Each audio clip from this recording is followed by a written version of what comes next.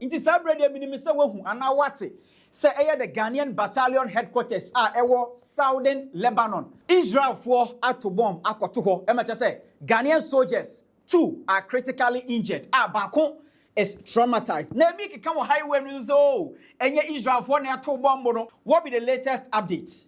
Israeli ambassador to Ghana before this attack no on December to ga sasuna attack we ehu. Foreign Affairs Minister Honorable Okujeto Ablakwa on behalf of government of Ghana, what's your letter at the Akoma UN Secretary General?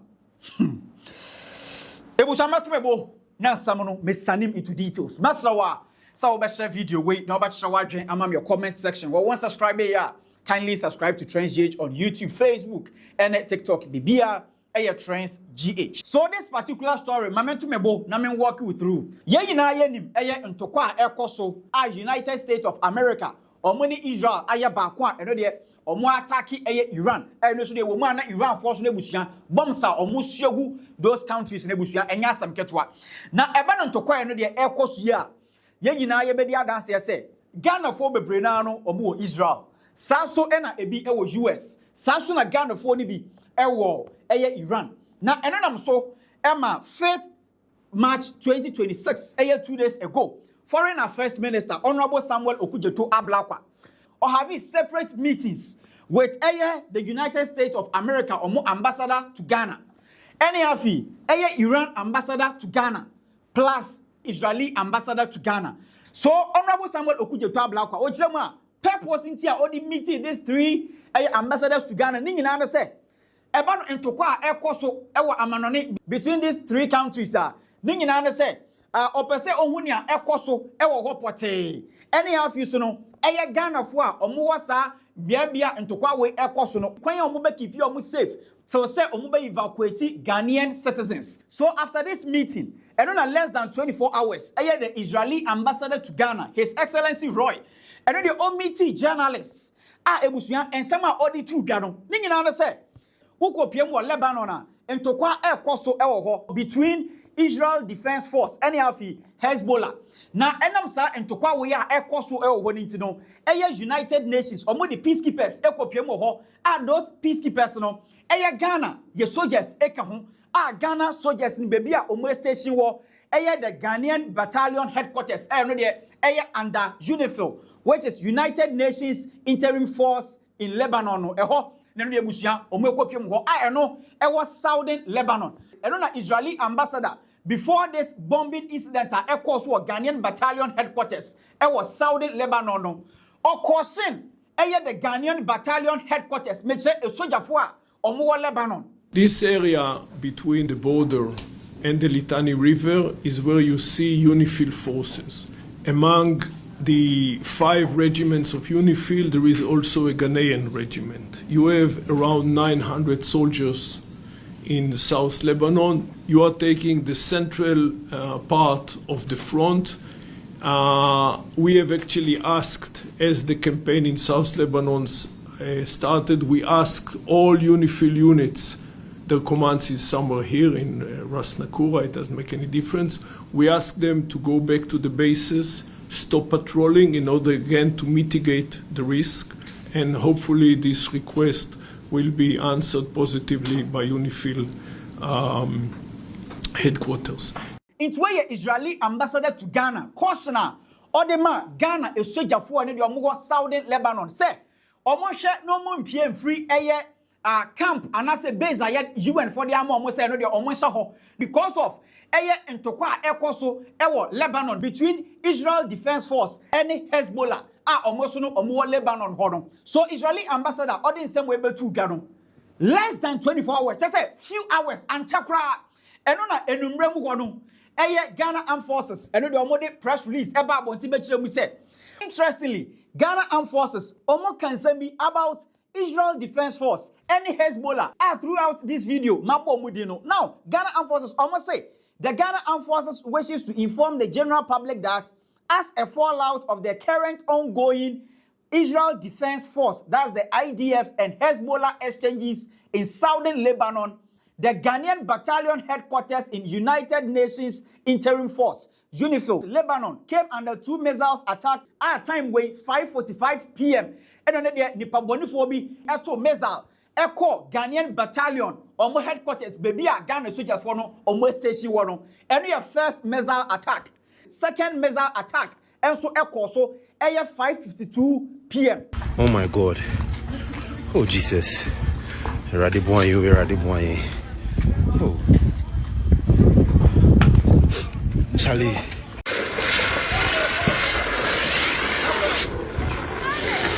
They're behind the wall. They are behind the wall. They're behind the wall. Yes. Pick.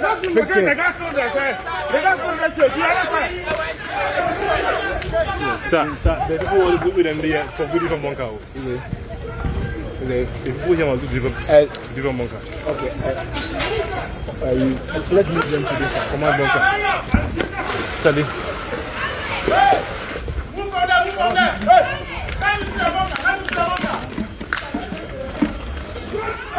Come into the bunker. The gas. Pick them from there. My passport, everything. Which one? Everything. What? The farm. Oh, everything. My passport, everything.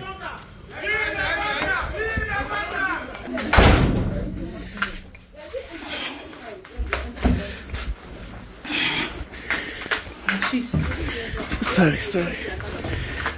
Have you been here? It's the only thing I have. Jesus Christ. I took someone's back. Oh, Jesus. I always decided to take someone's back.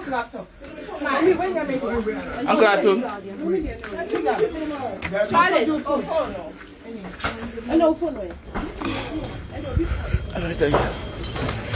Ghana Armed Forces omu chire mu say esan sa missile attack na ekọ so ho no Ghanaian soldiers mienu a omo ye UN peacekeepers ene se sia de omo ye critically injured sa so the soldier ni ba ko de nia ekọ so ho no wa ye traumatized na eyade a omo epra ene impo no omo ahwe anye omo ene omo ya traumatized ni nyina no eye a doctors for ehwe omo. Hello. Am I going to survive? You will be fine. Look at me. Look at my face. You're fine. It's small, okay? Do you hear me? It is small, okay? You can breathe. Breathe in and out. It hurts on the left, isn't it? You'll be fine, okay? Chest seal. Chest seal. Bandage for now. Red ball bag, you know. Don't worry, you'll be fine. You'll be fine. Do we have vitals? Yeah, I'm taking it.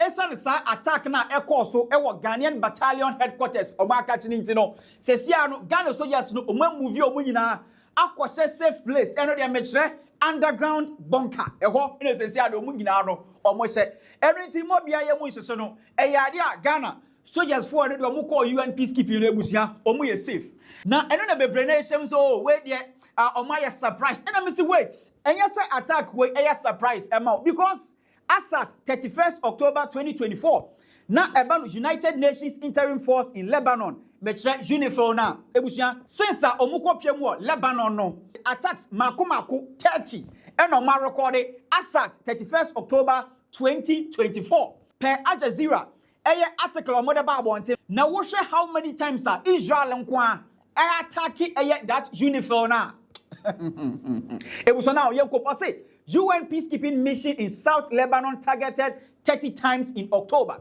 Now, Migijom Kwasia or say UNIFIL attributes 20 incidents to the Israeli military, of which it says 7 were clearly deliberate attacks. Eya UNIFIL omuchema sa attacks 30 no maku 20 there. Eya Israeli military and our attack omo na sa out of 20 no maku 7. Eye Israeli military almost share that pa and omu to share omu UN peacekeepers almost so na minim say obi say adanti na Israel for omu ba attack eye UN peacekeepers omu reason eye ba akope so wo hwe be omu circle na or say US 40 other countries tell Israel to end attacks on UN peacekeepers in Lebanon.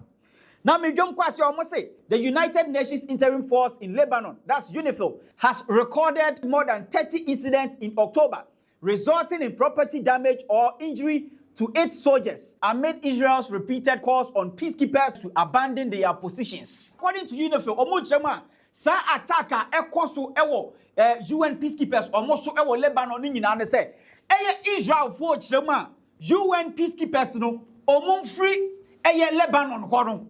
And don't forget say medikin chiremu say Israel Defense Force omone Hezbollah almost so omo Lebanon ho and omo de entokwa asisa so into omo de omo chirema UN peacekeepers omo ekopiemu ewo Lebanon ho no omo mpa ne toto empene no a omo free ho. So this bombing incident enam so Ghanaian soldiers bienu critically injured bako so oya traumatized no bebrene chiremu a United Nations was say omu taking action. And then I'm so Ghana's Foreign Affairs Minister. Wejina eya Ghana aban anemu. Actual letter. Edi akoma United Nations. Omu Secretary General Antonio Guterres. Now okuje to krata way and all the apeso. Now I say government of Ghana formally lodges protest to UN Secretary General following condemnable attack on Ghanaian UNIFIL soldiers and demand for immediate, impartial and transparent investigations. Now, we come kwasia or say Accra, 7th March 2026. The Minister for Foreign Affairs, Honorable Samuel Okudzeto Ablakwa, has on behalf of the government of the Republic of Ghana formally lodged a protest with the United Nations following the attack on the Ghanian battalion 7 with the United Nations Interim Force in Lebanon in southern Lebanon on 7th March 2026, which left 2 Ghanaian soldiers seriously injured. In the March 6, 2026 protest addressed to the UN Secretary General Antonio Guterres, the government of Ghana has called for a full, immediate, impartial and transparent investigation into the circumstances surrounding the attack on personnel deployed in the service of the international peace and security. Ghana strongly condemns this attack and has further demanded that those responsible be identified. Hey, those responsible.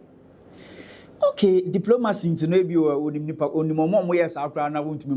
mama with the analysis those responsible be identified and held accountable, as the attack constitutes a grave violation of international law, amount to war crime and affront to the protection afforded to United Nations peacekeeping personnel.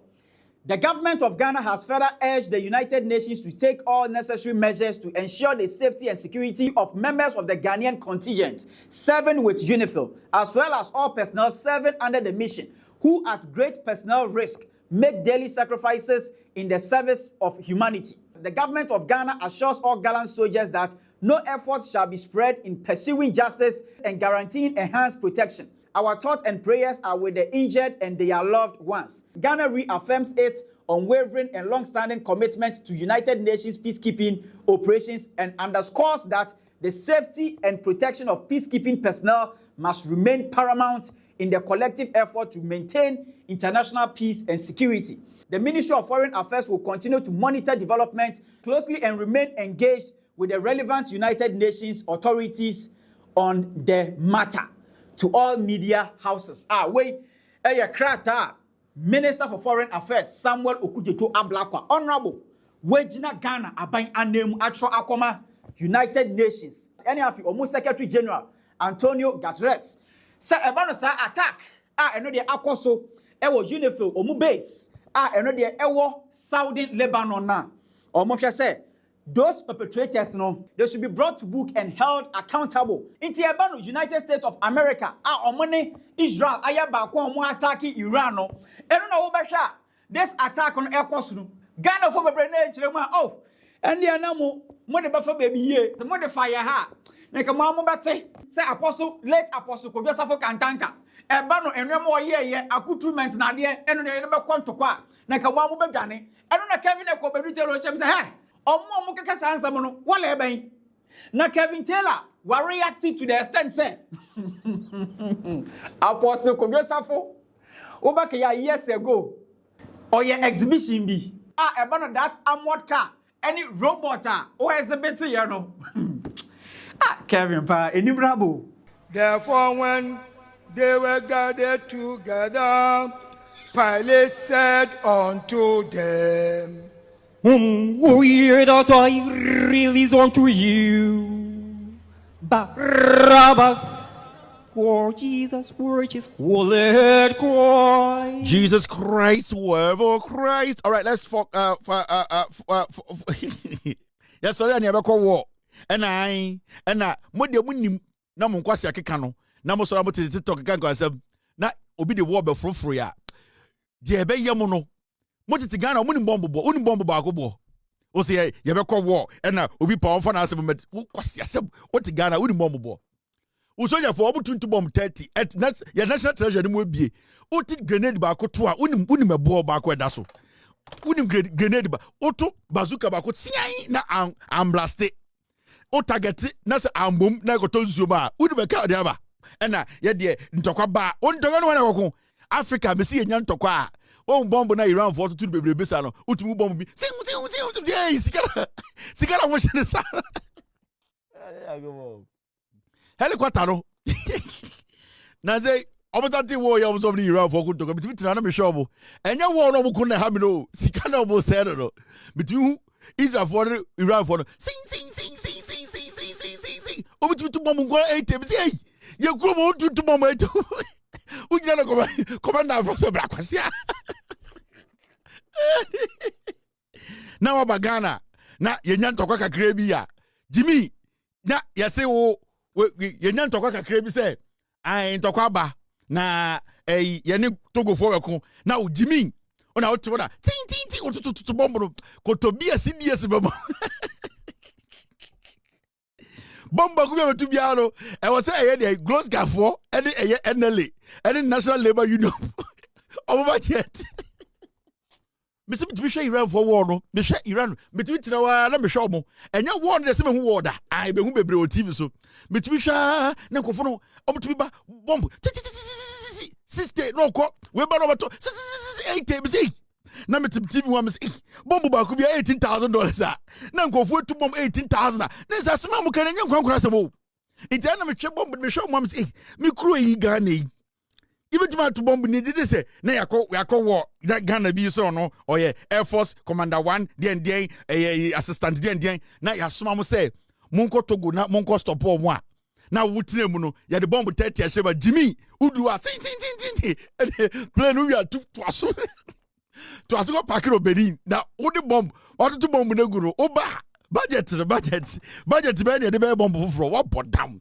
intima mu kontokwa munjai sa wajiro fom kura hwe de bomb dodo angofo to ye nim ne ekopento kwantokwa na obi de begina ya it we de be sra Ghana military mumia nya more bomb because sibia angofo to bomb no wo angofo no war no wo no pictures no between TV we say eh asemo de empire Ghana for eh Ghana soldier force do omo nim adwuma omo call peacekeeping ya between me ana war na hamio asa angofo de omo war no omo nim de omo ye intimi na ana me pese me kan wa ehia me na me hwe budget no me associate for any budget ni ehwe enye word no what dey say be ba and the other word do mbeku na budget no na wo word mu no inti eche ko freka tanka na se dey na se kan tanka ya ba ku bi ofrefre obi a be kai 2 years or 4 years ago tanka say obeye eyi de missile de bi ya nda okrumu akofo di carpet green akosa form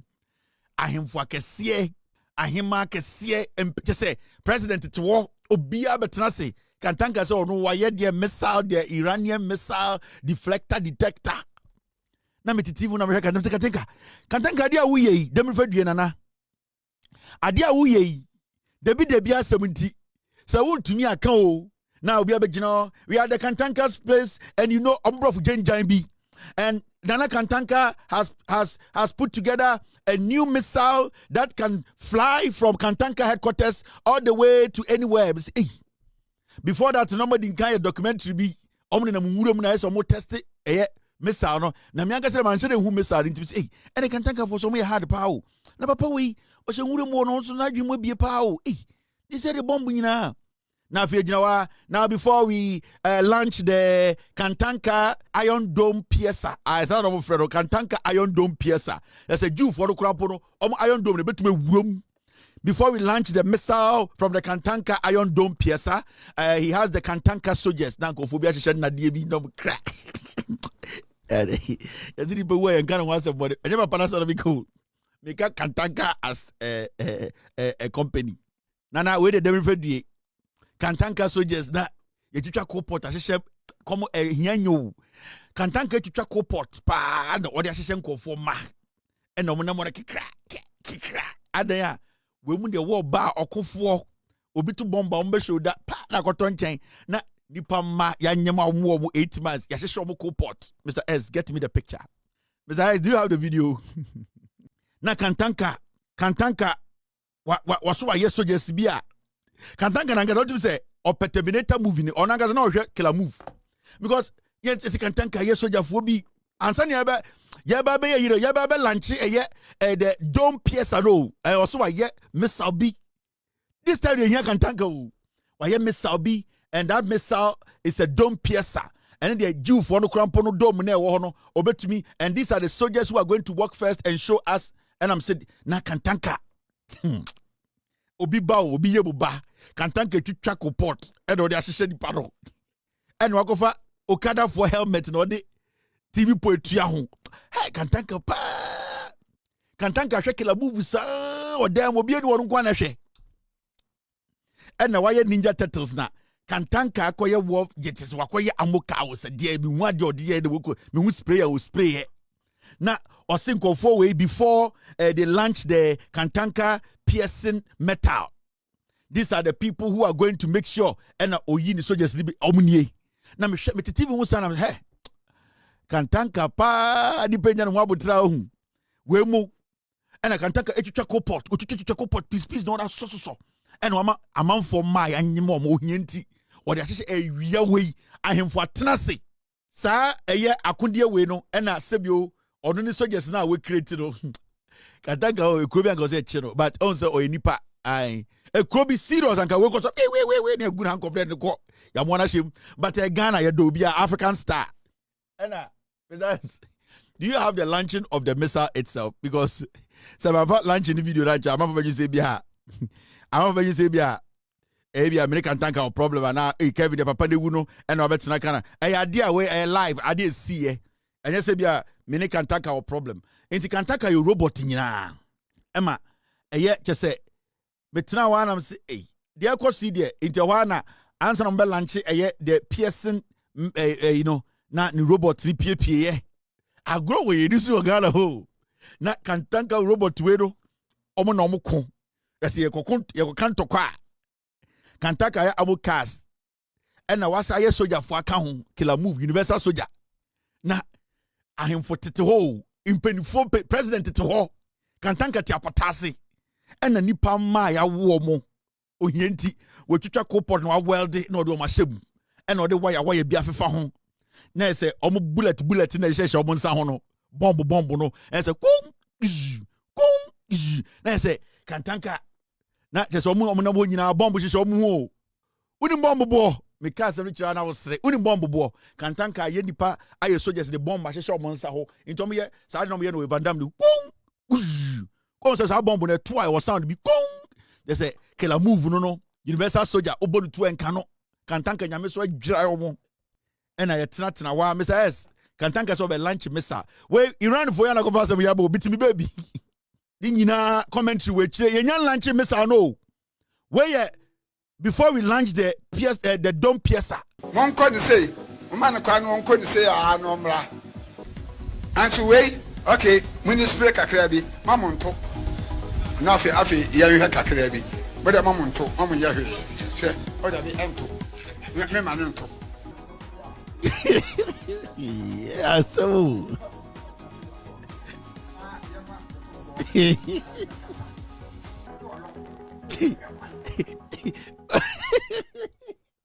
Kantanka abogara ebucha passion Kantanka abogara he said that's a passion France green na bomo ya kokutu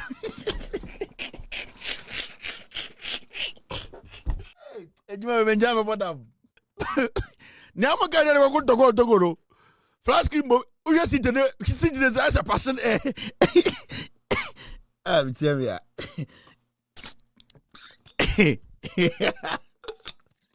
Kantanka nyamukano isa na isa passion flash screen bomb into great now dead ya kokunto kwa na say ya model this ade we hu me technology I don't know ye ba be launch missile ba ko ene ko fa amoka ba ye universal soldiers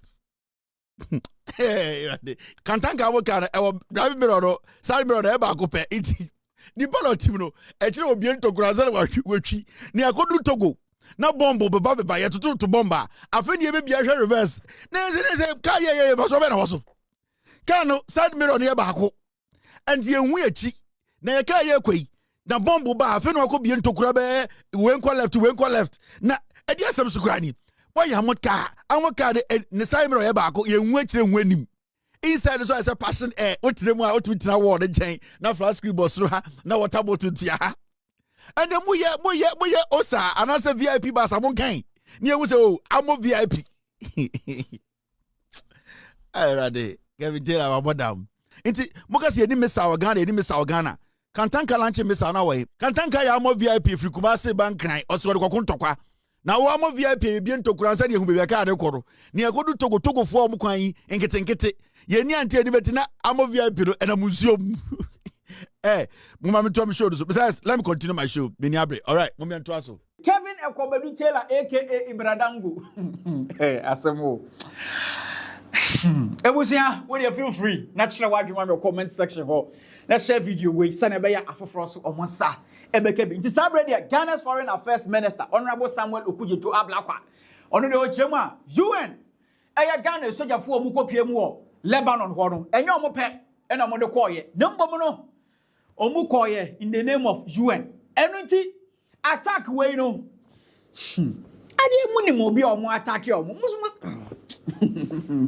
ladies and gentlemen ochema United Nations omo launch full investigation a ebesan ye impartial into this attack a so e wo Lebanon no feel free na share wadwuma me comment section ho na share video we send be ya afoforo so omo nsa ebekebi macro ebusu quick one Pesa money transfer app omo no mukuta the best exchange rate a we send this cash wa zero transfer fees a enumpo betumi send this ka ekopie mu 35 countries including UK, Canada, any import Nigeria, Ghana, any import wiasa fana baby a wo bia no betumi send this ka ama wadofo anasa transaction bia no Pesa money transfer app and am recommend amount na nji samne say so we send this ka na we use the referral code TRANSGHR that's a transaction a wo ye no edu £50 anasa above Pesa money transfer app omu chema omo be chow £10 cash back and it's master say use to TRANSGH as referral code so we send this ka na download the Pesa money transfer app